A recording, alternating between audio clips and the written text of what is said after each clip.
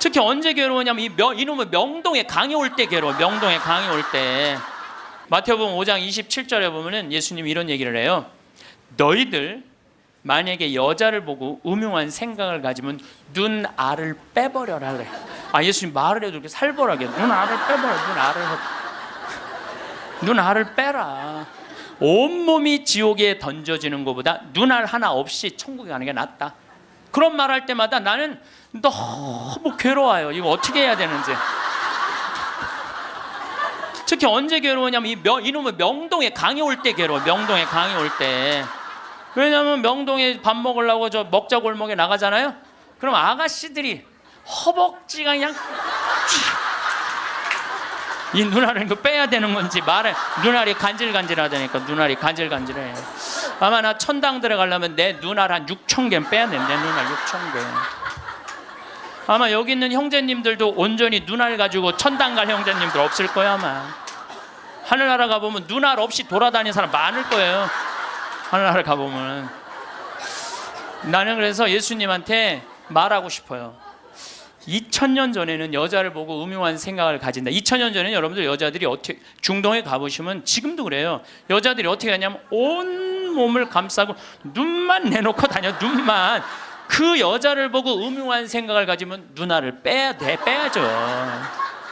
근데 요즘은 세상이 바뀌어갖고 다 벗고 다니는데, 더욱이 또 이놈의 지구온난화 때문에 더 벗고 다니는데, 지구온난화 때문에 더 벗고 다니는데, 그래서 이제 예수님이 오실 때도 된 것 같아요. 시대도 많이 변했고 상황도 많이 변했는데 2000년 전 그 잣대로 우리가 지금 그걸 읽고 있으면 너무 괴로운 거예요. 그냥 천당 갈 것 같지는 않단 말이야. 지옥 갈 것 같아. 눈알을 빼든지 손을 자르든지 뭔가를 해야지. 그러니까 하느님 만나고 싶지가 않은 거예요. 하느님 만나요. 하느님을 믿는 사람도 참 궁금한 게 하나 있고, 하느님을 믿지 않는 사람도 참 궁금한 게 있어요.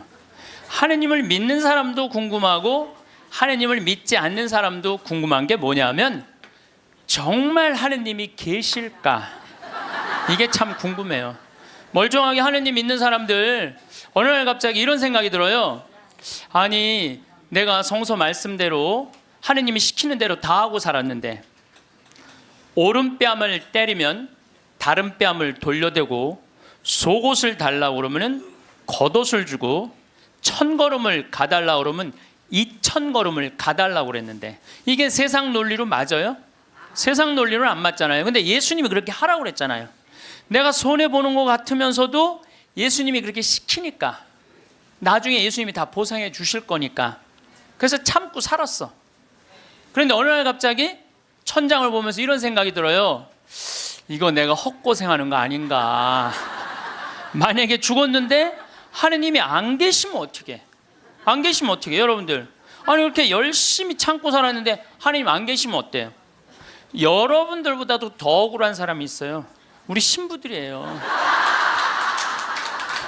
우리 신부들은 그 좋다는 여자 다 뿌리치고, 그 좋다는 여자 다 뿌리치고 마음에 드는 여자 마음에 다 사귀고, 그리고 평생을 혼자 살았는데 죽었는데 아무것도 없으면 어떻게? 얼마나 허망해요. 그러니까 궁금한 거예요. 어느 날 갑자기 정말 하느님이 계실까? 우리 수녀님들도 예수님이 정배라고 그러고 살았는데 죽었는데 정배가 없어. 이게 신랑이 없어 죽었는데 얼마나 허망하겠어요. 그러니까 궁금한 거예요. 하느님이 정말 계실까? 근데 하느님을 믿지 않는 사람들도 궁금해요. 왜 궁금하냐면은 하느님이 없다고 자기 마음대로 하고 살았어. 약한 사람 때리고, 약간 바보 같은 사람 돈 사기 쳐먹고 자기 하고 싶은 대로 하고 살았어. 나 심판해 줄 하느님이 없는데 어때? 그리고 막 살았어. 근데 어느 날 갑자기 천장을 보고 혹시 계시면 어떻게 할까? 이 생각이 드는 거예요. 혹시 계시면 어떻게 할까? 그러니까 하느님을 믿는 사람은 혹시 안 계시면 어떻게 할까 걱정. 하느님을 안 믿는 사람들은 혹시 계시면 어떻게 할까 걱정. 그래서 하느님의 존재가 궁금한 거예요. 하느님의 존재가 궁금한 이유 중에 하나는 하느님이 계시다면 착한 일을 한 사람은 상을 주고 악한 일을 한 사람은 벌을 주잖아요. 하느님이 계시다면 그 사람들 벌 주는 지옥이 분명히 있을 건데, 하느님이 계시다면 너무 착하게 산 사람, 착하게 산 사람 하늘나라의 보상을 받아야 될 텐데, 그래서 천당 지옥이 궁금한 거예요. 세 번째로 궁금한 건 뭐가 세 번째로 궁금하냐면, 그렇다면 나는 천당 갈까 지옥 갈까? 이게 진짜 궁금해요. 여러분도 궁금하지 않아요? 저는 가끔 혼자 생각해요. 나는 과연 천당 갈까 지옥 갈까 연옥 갈까? 아슬아슬해요. 저는 이렇게 아슬아슬해요. 근데 만약에 죽었던 아버지가 땅에다가 묻어놓고 1년 있다가 무덤을 탁 열고 툴툴 털고 오셔서, 야, 내가 죽어봤더니 천국이 있더라. 가보니까 너무 좋더라. 꽃도 아름답고 정원도 아름답고 향기도 좋고 음악도 아름답고 그냥 사람들도 착한 사람들 모여 사니까 너무너무 행복하더라. 이렇게 말해주면 얼마나 좋겠어요. 죽은 아버지가 1년 만에 살아 돌아와갖고 연옥, 야, 연옥은 그 훈련 받는 데는데 보통 쉽지가 않더라. 훈련 받는데 보니까 너무 힘들고 고통스럽더라. 지옥은 갈 데가 못 되더라. 이렇게 얘기해 주면은 얼마나 좋겠어요. 죽은 아버지가 살아 돌아와 갖고, 야, 그 착한 일 열심히 하고 어려운 사람 열심히 도와주고 성당 일 열심히 한 큰아버지는 천국에 지금 있더라. 너무 행복하게 있더라. 성당 나갔다 안 나갔다 한 작은 아버지, 그 작은 아버지 있잖아. 성당 나갔다 안 나갔다가 어떤 땐 착하게 살았다, 어떤 땐 이상하게 살았던 작은 아버지는 연옥에서 지금 고생하고 있더라. 훈련 받고 있더라. 돈만 알고 성당 하느님이 어디 있느냐 그러는데 막내 고모 있잖아. 지옥에서 죽살나게 고생하고 있더라. 이렇게 얘기해 주면 얼마나 좋아요. 근데 죽은 아버지는 한번 땅에다가 묻어놓으면 다시는 와서 얘기해 주는 법이 없어. 너무 답답한 거예요. 저는 이랬으면 좋겠어요. 사람이 죽으면은 영혼이 올라가잖아요. 영혼이 혼이 올라가잖아요. 그러면은 운전면허 시험 볼 때 이렇게 합격하면 파란불 딱 뜨고 불합격하면 빨간불 딱 뜨듯이, 죽을 때 혼 올라갈 때 천당 그럼 파란불 쫙 올라가고, 연옥 그러면 노란불 쫙 올라가고, 지옥 그럼 빨간불 쫙 올라가면은 내가 천당 가실 줄 알았어. 그리고 빨간불 올라가는 영혼은 지옥 갈 줄 알았어. 이렇게 얘기하면은 얼마나 속 시원하겠어요. 근데 죽은 이유는 아무도 모르는 거예요. 그런데 미국 사람들은 자기네들이 죽어서 천국 간다고 믿는 비율이 80%가 넘어요. 그러니까 이 사람들은 딱 죽으면은 느낌이 파란불이 되게 떠서 가는 거야. 파란불이 80%니까. 터키는 무려 95%의 사람이 자기네들이 천당 간다고 믿는데요. 터키는. 그러니까 그 죽음에 대해서 그렇게 두려움이 없어요. 근데 한국 사람들은 죽으면 천당 간다고 믿는 비율이 49%야. 그러니까 죽음 이후에 대해서 천국을 간다는 그런 희망이 별로 없어요.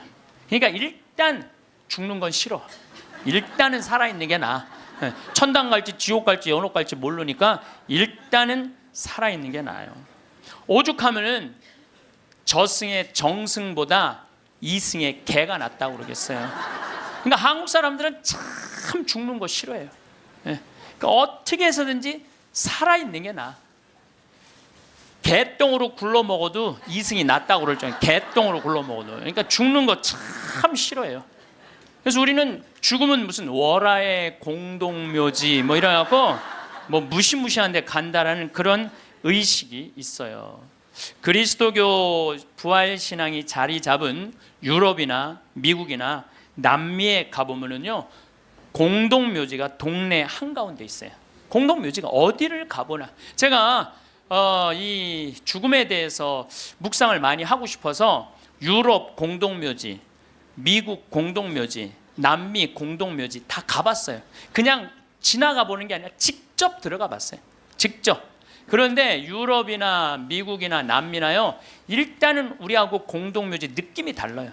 왜냐하면 색깔이 하얀 페인트로 다 칠해놔요. 그러니까 공동묘지에 딱 들어가 보면은 박물관 같은, 실질적으로 공동묘지 안에 박물관도 많고 또 공원 같은 느낌을 받아요. 공원 같은 느낌을 받아서 토요일 날, 일요일 날은 도시락 싸들고 어디를 놀러를 가냐면 공동묘지로 누구나 다 놀러를 가요. 그러니까 공동묘지가 아니라 놀이터죠. 놀이터.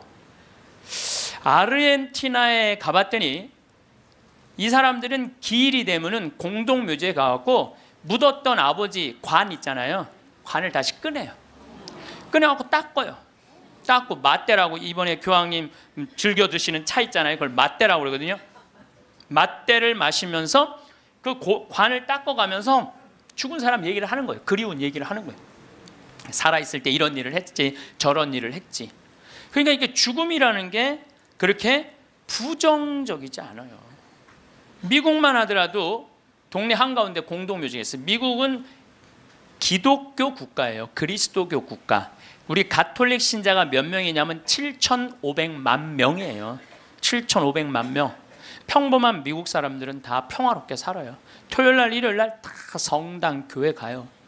그리고 사람이 죽으면은 동네 한가운데 묻어 놓으니까 아침 저녁으로 출퇴근하면서 아버지 묘, 엄마 묘, 아내 묘, 자식들 묘까지 맨날 보는 거예요. 출퇴근하면서. 그러니까 아침에 출근할 때 아내 묘에다가 장미 한 송이 놓고, 여보, 나 오늘 중요한 계약이 있어. 당신이 도와주면은 내가 오늘 계약이 잘 될 것 같아. 이렇게 죽음하고 얘기를 해요. 죽어 있어도 죽었다고 생각을 안 하는 것 같아요. 그 사람들은. 그 퇴근한 길에 아내 묘에다 장미 한 송이 놓으면서, 여보, 당신이 오늘 도와줘서 그런지 나 오늘 계약이 너무너무 잘 됐어. 고마워. 이렇게 얘기를 해요. 그래서 미국 사람들이 이런 얘기를 해요. 묘지 참배는 덕의 대학을 다니는 것과 같다. 묘지를 자꾸 가는 건 덕의 대학을 가는 것과 같다. 요즘 위령성월이잖아요. 우리 묘지 방문하라고 그러잖아요. 묘지를 방문하다 보면은 내가 이 세상에서 추구하는 명예, 권력, 돈, 이게 다 허망하다는 걸 느낀다는 거예요. 근데 우리나라 사람들은 일단 죽으면은 다시는 보고 싶지 않은가 봐. 아주 깊숙한 산속에 갖다 파묻어 버려. 그냥 파묻어 버려. 파묻어 버려요. 그리고 미국 사람들은 출퇴근길에 안에 묘가 있으니까 보고 싶으면 가서 얼마든지 보는데, 우리는 산속 깊숙한 곳에 갖다 파묻어 버리니까 찾아가려고 해도 마음을 단단히 먹어야 돼. 내가 오늘 한번 남편 묘를 가야 되겠다, 뭐 아내 묘를 가야 되겠다, 부모 묘를 가야겠다, 마음을 단단히 먹어야 돼. 근데 이게 참 신기한 게, 대한민국 사람들은 마음을 단단히 먹어도 온 국민이 똑같은 날 마음을 단단히 먹어요. 이상해. 죽는 날은 다른데 어떻게 보러 가는 날은 다 똑같아. 너무 신기해요. 똑같은 날 마음을 단단히 먹는 거야.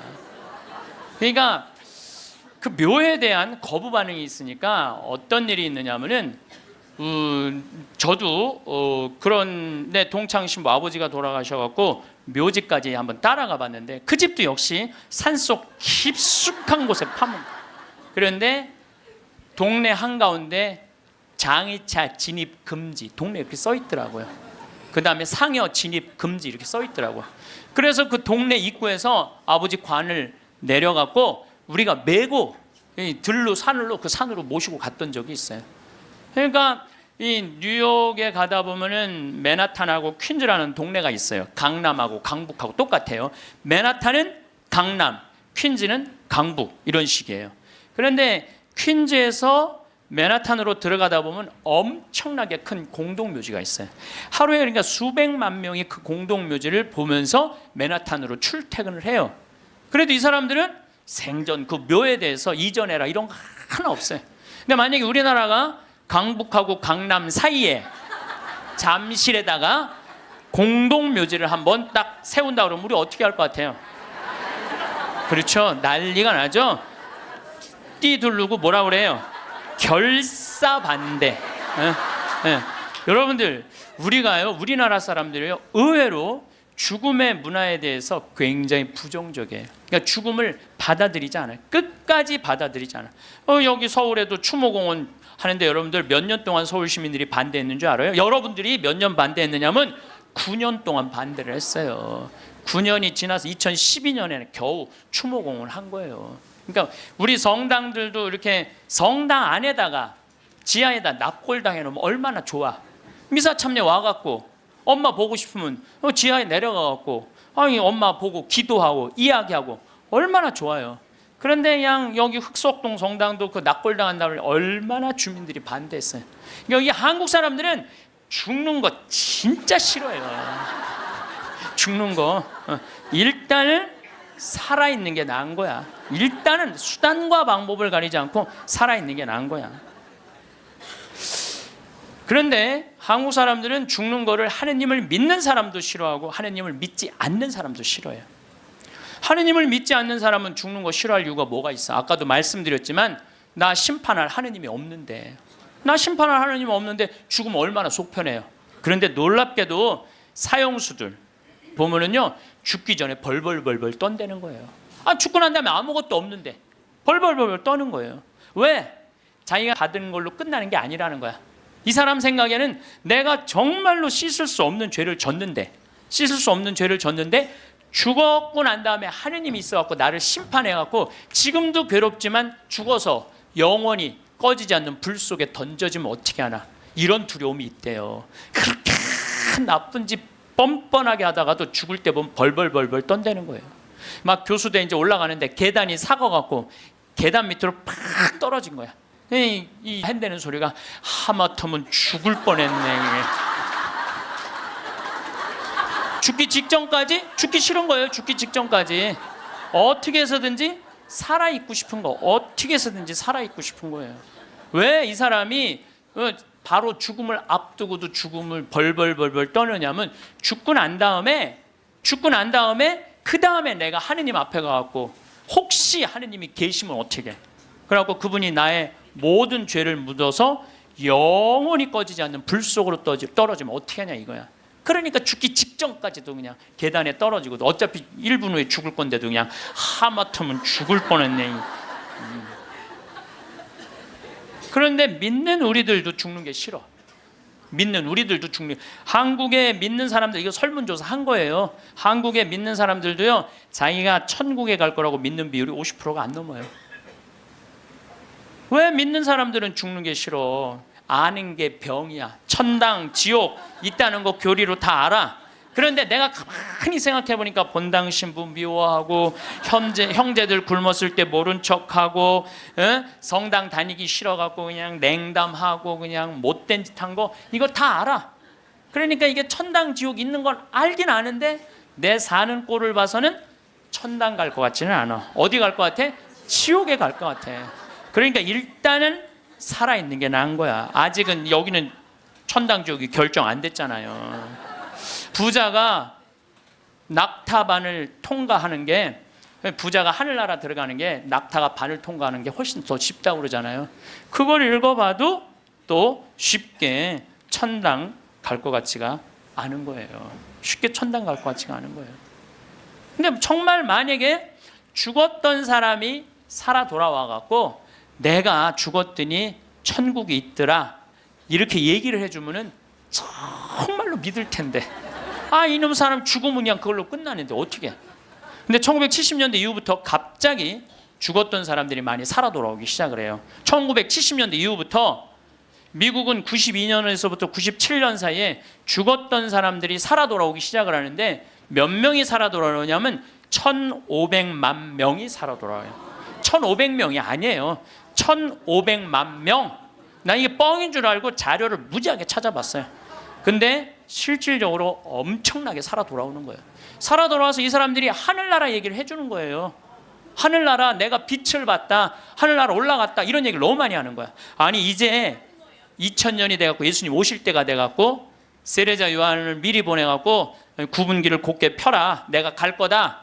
그러듯이 이제 예수님이 죽었던 사람들이, 이제 사람들이 제일 궁금한 게 그거니까 죽었던 사람들 살아 돌아와서 이제 하늘나라 얘기를 해라. 그래갖고 예수님이 이렇게 살려 돌려 보내는 건가 이제 엄청나게 많은 사람들을. 그거는 아니고 1970년대 이후부터 갑자기 죽었던 사람들이 많이 살아 돌아오는 이유는 심폐소생술이 발달하면서부터 죽었던 사람들이 많이 살아 돌아오는 심폐소생술이 발달하면서부터 그러니까 1970년대 이전에는 사망이다 그러면은 동공이 풀리고 맥박이 안 뛰고 심장이 멎는 거예요. 그 다음에 뇌파, 이거 여러분들 텔레비전으로 이거 보면 쫙 하잖아요. 쫙 일자로, 이걸 사망으로 봐요. 그런데 예전에는 그러면 그냥 그걸로 끝냈어. 근데 요즘은요, 멀쩡한 사람이 심장마비로 죽거나 멀쩡한 사람이 교통사고로 갑자기 죽었을 때, 충격으로 죽었을 때 심폐소생술을 시술을 하게 돼 있어요. 심폐소생술이라는 건 뭐냐면은 심장을 압박을 30번씩 가하는 거야, 한 번에. 어른들은 갈비뼈가 부러질 정도로 세게. 그리고 2번 입에다가 인공호흡 해주고, 또 안 되면 또 30번 압박을 하고 2번 입에다가 인공호흡을 해주면은 죽은 사람의 5%가 살아난다는 거예요. 죽은 사람의 5%가 살아나서 공통적인 얘기를 하는 거예요. 이건희 회장님도 어떻게 심근경색으로 돌아가신 거예요. 5월 10일 날. 그런데 이분이 심폐소생술을 통해서 살려낸 거예요. 의술이 얼마나 좋으냐면요, 심폐소생, 이게 좀 복잡한데 이게 심장에 피가 돌지 않으면은 뇌가 괴사가 돼요.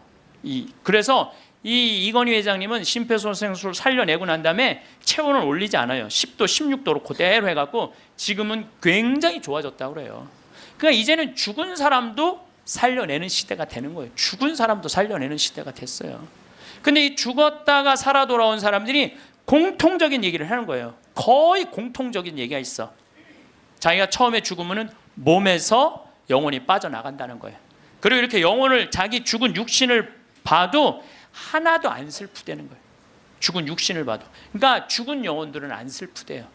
누구만 슬퍼? 살아있는 사람만 뭐 아이고 아이고 그러는 거지, 죽은 사람 하나도 안 울어요. 그리고 영혼이 빠져나와서 잠시 머무르다가 자기가 처음에는 어디로 가야 될지 모른대요. 그러다 육신이 죽은 걸 알고 여행을 떠나기 시작을 한대. 근데 여행을 떠나는데 끝도 없는 통로, 터널로 쫙 빨리 올라갈 때 그 속도가 평생 한 번도 느껴보지 못한 빠른 속도로 빨리 올라간다는 거예요. 그리고 3차원에서 다른 차원의 세상으로 옮겨가는 걸 느낀다는 거예요. 그리고 끝도 없는 그 터널 끝에 가보면 빛이 비추는데, 나는 세상의 빛이다 하신 그 빛을 느끼는 순간, 그 빛이 하느님으로부터 오는 걸 거부할 수가 없다는 거예요. 그리고 그 빛을 느끼는 순간 너무 행복하고 존재의 충만함, 평화, 완전한 사랑을 느껴갖고 너무너무 행복하다는 거예요. 그런데 더 놀라운 거는 그 빛 앞에 섰을 때 자기의 살아온 인생 전부 다가 한순간에 다 펼쳐진다는 거예요. 한순간에 다 펼쳐져서 자기 지은 죄가 너무 크면은 그 앞에 너무 부끄러워서 서질 못한다는 거예요. 예수님이 뭐라고 그랬어요? 너희들 하느님이 심판하는 게 아니다. 너희들이 저지른 죄가, 그 죄가 너희를 심판할 것이다. 그랬잖아요. 하느님은 심판하시는 분이 아니에요. 하느님은. 그러니까 너무 부끄러우면 그 빛 앞에 나서질 못한다는 거예요.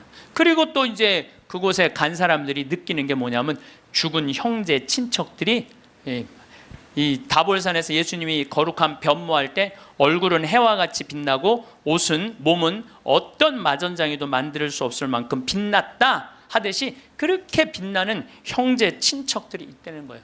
그리고 그냥 아름다운 정원, 아름다운 꽃, 너무 아름다운 나무, 아름다운 음악, 이런 걸 공통적으로 보는 거예요. 1,500만 명 중에서, 이게 또 죽은 사람들 중에서 다 하늘나라를 경험하는 게 아니에요. 그 중에서도 10%에서 15%만 경험을 하는 거예요. 나머지는 의식이 없고 10% 내지 15%만 죽음 이후의 세계를 경험하고 돌아오는 거예요.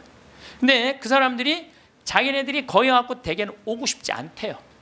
하늘나라 간 사람 특징이 뭐냐면은 오고 싶지 않은 거야. 왜? 거기 너무 좋아서. 그런데 아직은 네 때가 되지 않았다. 네 때가 되지 않았기 때문에 넌 다시 가야 된다. 난 가기 싫다. 가야 된다. 이렇게 실갱이를 하다가 되게 돌아온다는 거예요. 돌아와서 이 세상에 딱 보면은 사람의 모습이 바뀐다는 거예요. 삶이, 하늘나라를 보면은. 저는 최초의 심폐소생술자는 예수님이란 생각을 해요. 여러분들 회당장 야이로의 딸 죽었을 때 예수님 살려냈죠? 예. 이게 그냥 있는 일이 아니에요. 다 성소 안에 있는 거예요. 다 성소 안에. 그 다음에 나자렛이라는 동네가 있고 건너편에 나인이라는 동네가 있어요. 그 나인의 과부의 아들이 죽어요. 들로 메고 가는데 너무 슬퍼하니까 예수님 뭐라 그래요? 내려놔라. 죽은 게 아니다. 그리고 살려내잖아요. 아마 심폐소생술 하지 않았을까?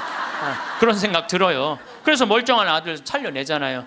또 저기 나자로, 마리아 마르타 오빠 죽은 지 4일 만에 살려내요. 요즘도 뭐 4일 만에 살아난 사람, 일주일 만에 살아난 사람 많듯이 4일 만에 살려내요. 죽은 나자로를. 그러니까 최초의 심폐소생술자는 제 생각에는 예수님이라는 생각이 들어요. 근데 옛날에도 죽었던 사람들이 많이 살아났어요. 옛날에도 죽었던 사람들이 많이 살아났어. 근데 문제는 뭐냐면은 내가 강원도 평창에서 죽었다 살아났어. 그러니까 옛날에는 전화도 없고 핸드폰도 없고 아무것도 없었잖아요. 그리고 우리 동네 사는 데는 배 타고 들어왔거든요. 그 강이 있어갖고. 그러니까 그 산골짜기에서 이러는 거, 나 죽었다가 살아났다, 나 죽었다 살아났다, 그러다 그냥 죽었어. 아무도 몰라, 아무도. 근데 요즘은 시대가 발달하면서부터 죽었다가 살아난 사람들이 말을 하기 시작하는 거예요. 내가 죽었다가 살아났다. 근데 이게 한두 명이 얘기하는 게 아니거든. 우리가 아는 유명한 사람들 중에 죽었다 살아난 사람들, 여러분들 누구나 다 아는 사람이 있어요. 우리 어렸을 때 기동순찰대라는 미국 드라마가 있었어요. LA 기동순찰대. 근데 거기에 주인공 에스트라다라는 남자아이가 영화를 찍다가 그 드라마를 찍다가 그 오토바이 속에서 타고 죽어요. 죽었다가 살아나요. 이 사람이 수술실에서 의사가 맥박이 뛰지 않고 동공이 풀리고 심장이 멎고 이 뇌파가 쫙 해갖고 사망입니다. 다 덮어놨어. 근데 다시 살아난 거예요. 살아나서 제가 말한 빛을 보고 죽었던 아름다운 음악, 정원, 이걸 다 본 얘기를 하는 거예요. 에스트라다. 또 유명한 샤론 스톤. 샤론 스톤도 죽었다 살아나고, 엘리자베스 테일러도 죽었다 살아나고. 한두 명 얘기하는 게 아니에요. 수많은 사람들이 얘기를 하고, 더욱이 제일 미치는 게 심장 전문의들이에요. 심장 전문의들 심장마비로 죽은 거 살려놨더니 이 사람들이 살아나갖고 이런 얘기를 하는 거예요. 내가 죽었다가 살아났다. 근데 죽었더니 영혼이 빠져나가더라. 한두 명이 얘기하는 게 아니에요. 그러니까 이 연구를 누가 하기 시작하느냐 하면 의사들이 하기 시작해요. 의사들이 시작해요. 최근에 연구 결과는 2주 전에 영국 사우스 햄프턴 대학의 샘 파니아 박사팀이 4년 동안 죽은 사람 2060명, 죽었다 살아 돌아온 사람들 2060명을 대상으로 연구를 했어요. 그랬더니 그 사람들이 대개 죽었다가 살아 돌아온 사람들 이런 얘기를 하는 거예요. 완전히 교통사고 나고 실려서 병원에 갔어. 그래갖고 완전히 계속 눈 감고 이제 계속 심장 이걸 했어.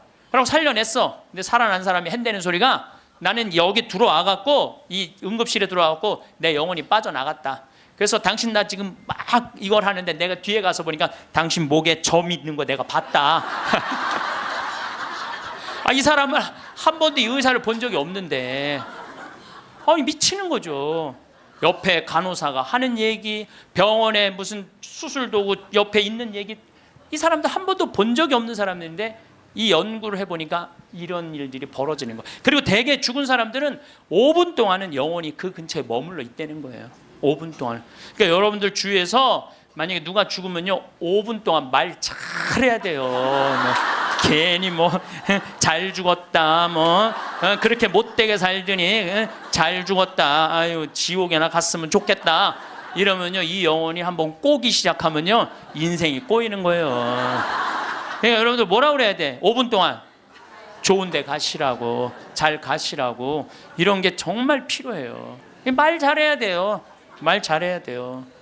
고든 알렌이라고 미국의 백만장자 금융업을 하는 사람이 있었어요. 근데 이 사람은 이 폐 질환으로 죽었어요. 죽었는데 하늘나라 올라갔는데 그 빛을 느끼는 순간 너무 불같이 뜨거운 감동을 느낀 거야. 여러분들 그 기도 열심히 할 때 하느님이 막 느껴질 때 막 온몸이 뜨겁고 불 같은 느낌 들 때 있지 않으세요? 그런 느낌 드시는 분들 계시죠? 저는 나도 그런 느낌을 받았는데 내가 제일 열심히 했을 때가 중학교 때였어. 중학교 때. 내 인생에 가장 열심히 했을 때 중학교 때. 지금 그 정도 열심히 했으면 아마 나 성인 됐을 거예요. 근데 제가 그때 기도 열심히 할 때 성당에 앉아갖고 하느님을 느끼는 느낌을 참 많이 받았어요. 하느님하고 일치되는 거. 그런데 너무 행복해갖고 시계를 보면요, 나는 10분 지났다고 봤는데 4시간씩 성당에 앉아있을 때가 많았어요. 그러니까 하느님 안에 머무를 때는 시간 가는 줄 모르는 거죠. 그 이후로는 거의 느낀 적이 없어요. 그 이후로는. 그 이후로는. 근데 어쨌든 이 고든 알렌이라는 사람은 성당도 안 다니는 사람이고 하느님도 믿지 않는 사람인데, 하늘나라 올라가서 그 빛을 느끼는 순간 이건 나는 세상의 빛이다. 요한복음 1장 1절에 나오는 말씀처럼 정말로 너무 행복했던 거야. 세상에 딱 돌아와 갖고요, 이 고든 알렌은 자기가 그 많은 돈 의미가 없다는 걸 느껴요. 그리고 친구한테 전화를 해요. 같이 금융업을 하는 친구한테 나 그만둘 거다. 그리고 차도 큰 거에서 작은 걸로 옮겨 타고, 그 다음에 이 집도 큰 거에서 작은 걸로 옮겨가요. 그리고 그 잘 번들은 돈을 다 관두고 지금은 미니스터, 목사님이 돼갖고 정말 어려운 사람들 컨설팅을 해줘요. 그러니까 되게 죽었다가 살아 돌아온 사람들 특징이 뭐냐면은 삶이 바뀌는 거야. 목사님이 된다든지 자선 사업을 한다든지 착해. 사람은 죽어봐야 철이 들어. 사람은 죽어봐야 철이 들어. 근데 이 죽을 수가 없으니 얼마나 이 답답한 노릇이에요. 앤더슨 시코리아라고 미국 뉴욕의 정형외과 의사예요. 심리학 박사고 대학 교수고. 이 사람은 94년도에 가족들이랑 야외에 나가다가 공중전화를 하다가 벼락에 맞아 죽어요. 벼락에 맞아. 미국은 벼락에 맞아 죽는 사람이 1년에 한 1000명 돼요. 1000명인데 그 중에 950명은 살아나고 50명은 그냥 죽는데요. 근데 이 의사가 딱 죽었는데 자기 육신이 팍 쓰러지더래. 근데 영혼이 딱 빠져나온 거죠. 영혼이 빠져나오고 자기 육신을 보고 있는데 하나도 안 슬프더래요. 내가 죽었네? 그냥 객관적으로 받아들이는 거지. 내 육신이 죽었네? 죽은 사람은 안 슬퍼요, 여러분들. 우리가 착각하고 있는 거예요. 죽은 자의 장례는 죽은 자한테 맡기라고. 너무 죽은 것 때문에 슬퍼하지 말아라. 예수님이 그랬죠? 프랑스의 한 부인이 아들이 먼저 죽은 거야. 아들이 먼저 죽으니 얼마나 슬퍼요. 매일 울은 거야. 매일. 근데 하루는 환시에 젊은이들이 빛을 내고 하늘나라에서 예수님하고 행진을 하는데 자기 아들만 누더기같이 젖은 옷을 입고 그 끝에 한 걸음 한 걸음 힘겹게 걷더래요. 그래서 엄마가 물어봤대요. 얘야, 너는 왜 저 젊은이들은 저렇게 빛을 내고 아름답게 예수님하고 하늘나라에서 행진을 하는데 너는 왜 그렇게 힘들게 젖은 누더기 같은 옷을 입고 힘겹게 걷느냐? 그랬더니 아들이 하는 말이, 어머니, 난 얼마든지 저들하고 같이 예수님하고 행복하게 행진을 할 수가 있다. 그런데 어머니의 눈물이 내 옷을 적셔서 내가 한 걸음도 나갈 수가 없다. 어머니의 눈물이. 여러분들 죽은 사람들 슬퍼한다고 그 사람들을 위로하는 게 아니에요. 그 여러분들의 눈물이 죽은 사람들을 붙잡을 수가 있는 거예요. 남아프리카 공화국에서 12살 먹은 알도라는 소년이 교통사고로 죽어요. 엄마 아빠 앞에 타고 뒤에 4살짜리 12살짜리 알도가 교통사고 나는데, 교통사고 나는 순간 뒤에 있던 아들 둘이 바깥으로 날아가요. 날아가는데 엄마 아빠가 딱 차를 세우고, 이제 자식 없으니까, 차 뒤에 없으니까 가서 보는데 바로 앞에 4살짜리가 얼굴에 상처기만 좀 나게 있는 거야. 아유, 너 괜찮구나 그랬더니 이 친구 하는 말이, 엄마 난 이렇게 바깥에 튕겨져 나왔을 때 예수님이 날 받아갖고 여기다 놨다고. 예. 근데 문제는 12살짜리 알도가 안 보이는 거야. 12살짜리 알도가. 그래갖고 보니까 아예 길 건너편에 가서 떨어진 거야. 길 건너편에 뇌, 척추 다 그냥 요절이 난 거예요. 그래서 병원에서는 의사가 이제 산소호흡기를 띄셔도 되겠다고, 죽었으니까. 이때 이 엄마가 하느님한테 자기 아들을 맡겨요. 하느님, 당신의 뜻대로 내 아들을 처분해 달라고. 하지만 난 아들하고 아직 이별의 시간을 갖지 못했다고. 그리고 이 아들은 4개월 후에 살아 돌아와요. 4개월 후에 살아 돌아오는데 문제는 뭐냐면은, 살아 돌아와서 얘는 뭐를 못하느냐면 말을 못했어. 근데 계속 노트에다 쓰는 거야. 성서를 계속 쓰는 거야. 4개월 후에 돌아온 애가 성서를 계속 쓰는 거야. 성당도 안 교회도 안 다니던 애인데 성서를 계속 쓰는 거야. 너 이거 성서를 어떻게 쓰냐? 엄마, 나 죽어 있을 때 예수님 나 하늘나라 데려가고 예수님이 품에 안아서 이 성서 다 가르쳐 준 거야.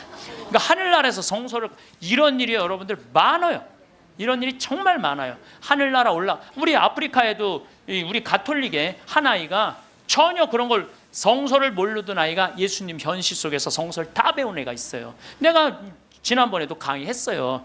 여러분들은 참 고맙게도 강의에도 까먹어갖고 내가 새로 얘기할 때 항상 새롭게 들어. 우와 너무 고마워. 참 고마워요. 네.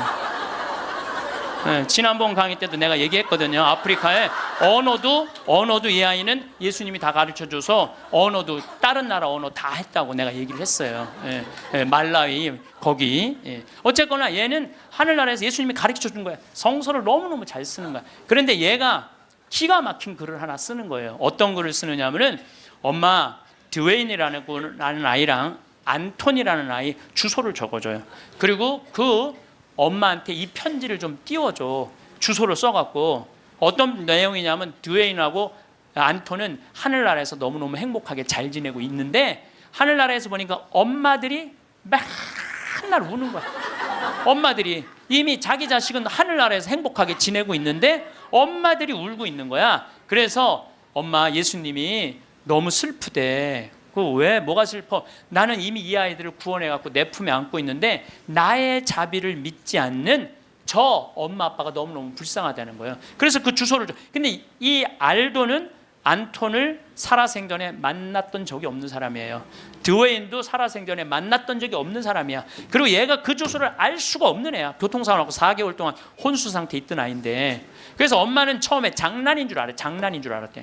근데 그걸 편지를 보냈는데 정확하게 드웨인 집과 안톤 집에 편지가 도착을 하고 실질적으로 그 아이들은 그렇게 죽었다는 거예요. 이게 우리가 하느님한테 맡겨야 돼. 하느님한테 맡겨야 돼. 얘네들 외롭지 않아요. 그러니까 죽은 사람들은 슬프지 않다니까요. 예. 여러분들, 우리들이 죽는 걸로 끝나는 게 아니에요. 죽는 걸로 끝나는 게, 더욱이 우리 그리스도인들한테는 죽음이 죽음이에요. 새로운 삶으로 옮아가는 새로운 여정일 뿐이에요. 여러분이 걸어온 길을 한번 떠올려 보시면 어떤 풍경이 보이시나요? 그 길 위에는 수많은 발자국이 찍혀 있을 것입니다. 어떤 발자국은 깊게 패여 있고 어떤 발자국은 흐릿하게 남아 있을 것입니다. 그 모든 흔적들이 바로 여러분만의 이야기이자 역사입니다. 우리는 살아가면서 매일매일 새로운 발자국을 남깁니다.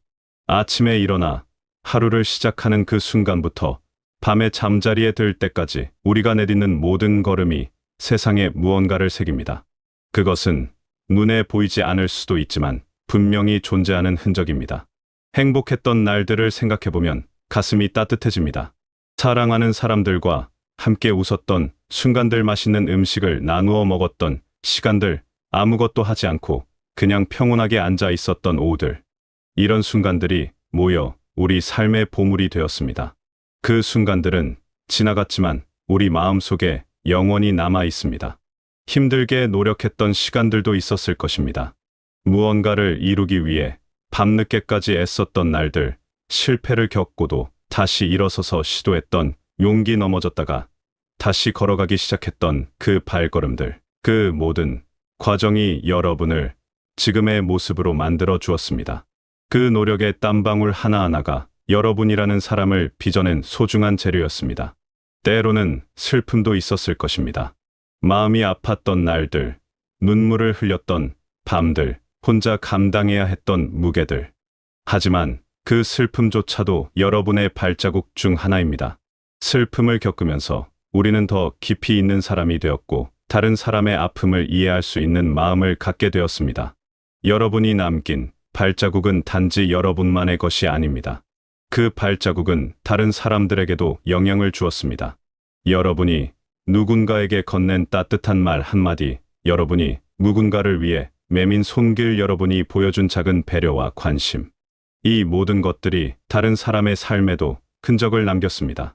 우리가 살아온 삶은 결코 헛되지 않습니다.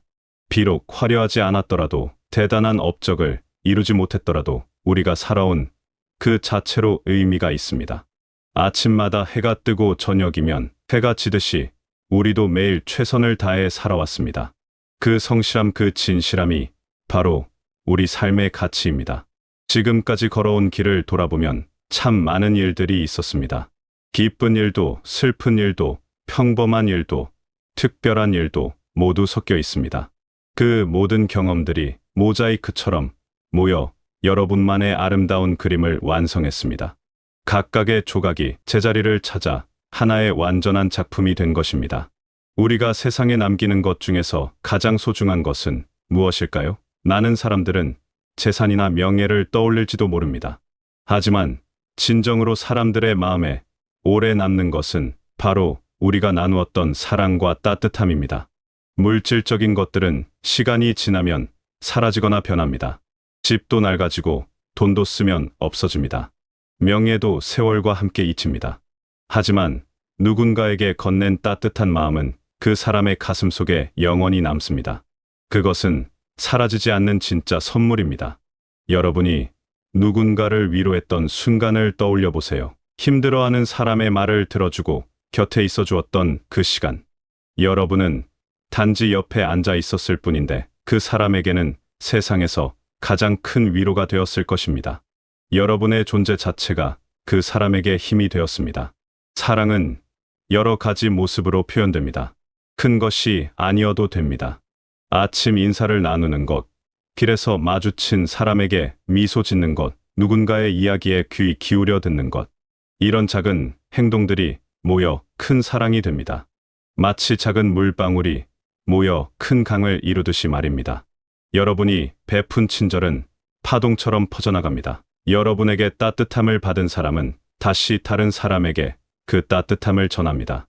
그렇게 여러분의 사랑은 점점 더 많은 사람들에게 퍼져나가 세상을 조금씩 더 따뜻하게 만듭니다. 여러분이 직접 보지 못하더라도 그 영향은 계속됩니다. 진정한 사랑은 조건이 없습니다. 무엇인가를 받기 위해서 주는 것이 아니라 그냥 주는 것입니다. 대가를 바라지 않는 순수한 마음. 그것이 가장 아름다운 사랑입니다. 여러분이 그렇게 살아왔다면 그것만으로도 여러분의 삶은 충분히 가치 있습니다. 우리가 나눈 온기는 보이지 않지만 강력합니다. 추운 겨울날 따뜻한 방에 들어가면 몸이 녹듯이 마음의 온기는 사람들의 얼어붙은 마음을 녹여줍니다. 여러분이 전한 그 온기는 여러분이 없어도 계속해서 사람들을 따뜻하게 합니다. 가족에게 보여준 사랑도 있고, 이웃에게 베푼 친절도 있고, 낯선 사람에게 건넨 작은 도움도 있을 것입니다. 그 모든 순간들이 다 의미가 있습니다. 어떤 사랑도 작지 않습니다.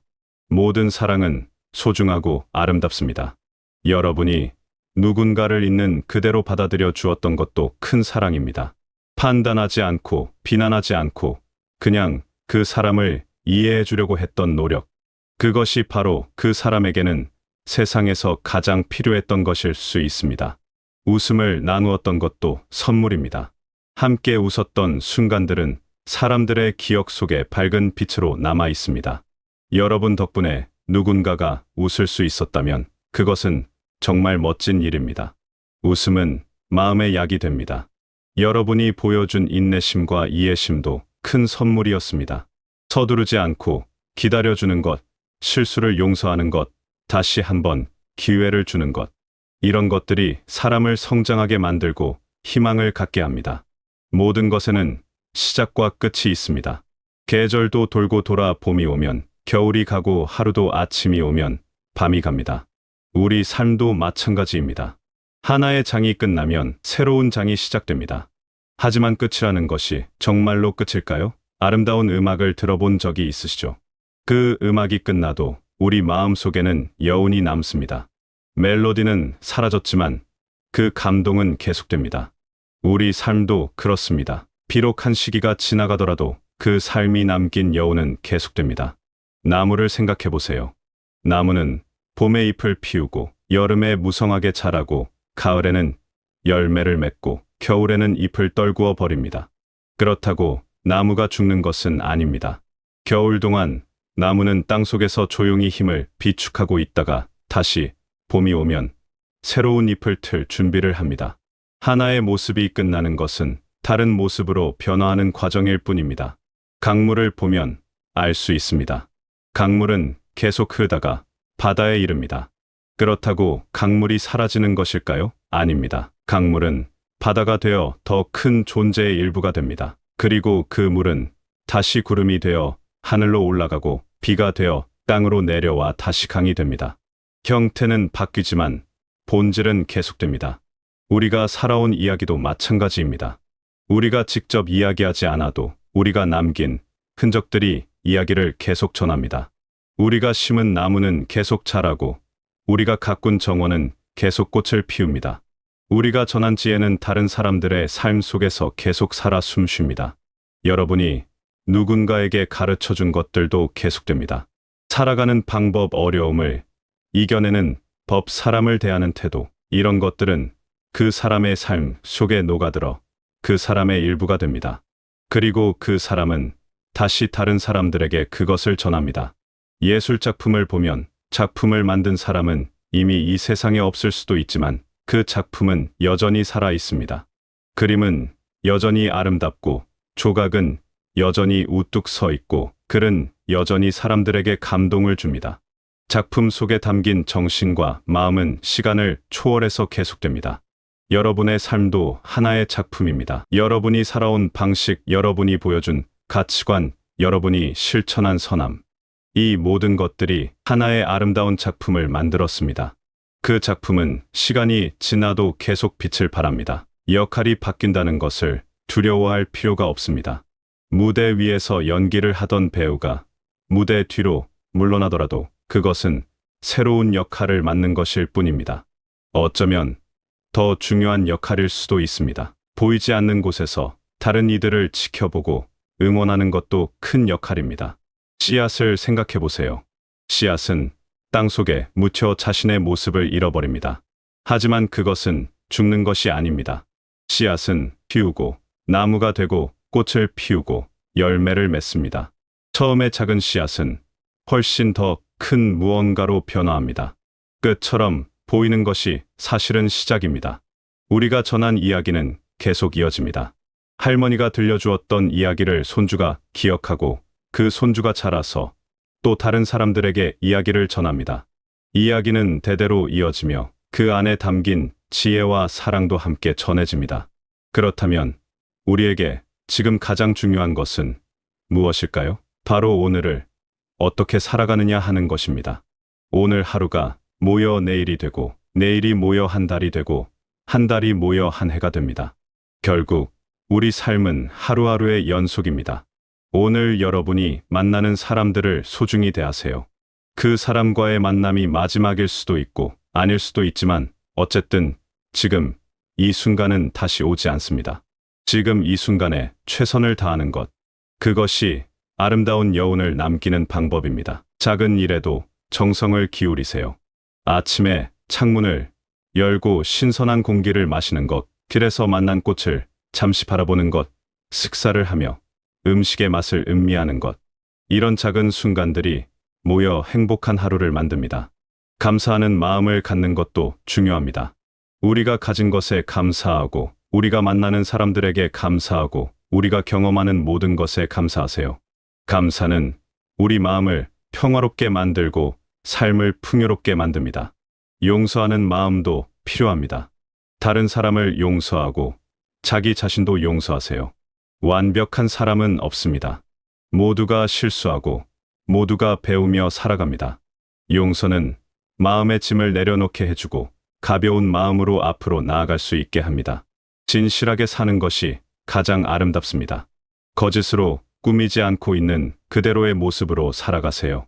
진실한 삶은 편안하고 당당합니다. 다른 사람의 시선을 의식하느라 힘들어할 필요가 없습니다. 여러분 자신을 사랑하는 것도 잊지 마세요. 다른 사람을 사랑하는 것도 중요하지만 자기 자신을 사랑하는 것이 먼저입니다.